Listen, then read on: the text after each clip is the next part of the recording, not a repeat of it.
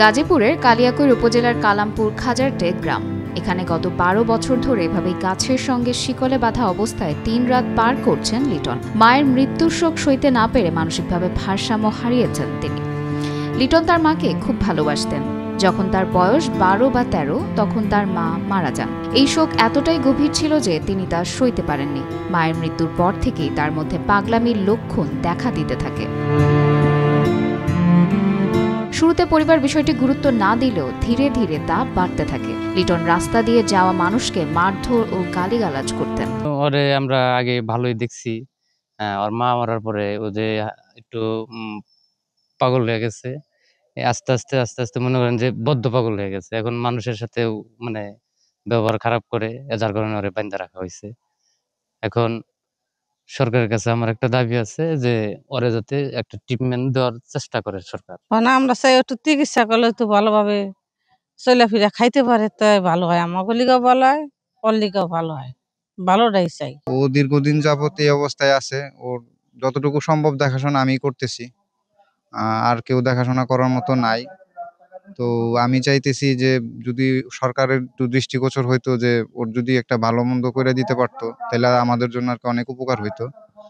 Plus আমি চাইতেছি যে ও যাতে আবার আগের মতো সুস্থ স্বাভাবিক জীবনযাপন করে, এইটাই আমার কামনা।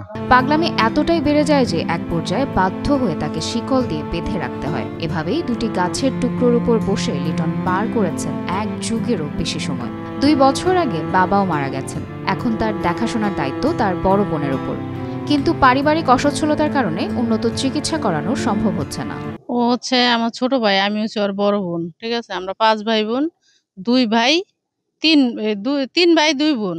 ঠিক আছে, ওর ছোট যেটা সেটা আছে, বড় আছে, ও মাঝরও। ওই মানে 13-14 বছর আগে আমার আম্মা মারা গেছে। মারা যাওয়ার পরে ও মানসিকভাবে ভারসাম্য হারায় ফেলায়, স্মৃতি হারায় ফেলায়। এরপর থেকে পাগল বেশি। ঠিক আছে, কারণ আমরা তো মনে করেন আমাদের আর্থিক অবস্থা ভালো না, আমরা খাসের জায়গায় থাকি।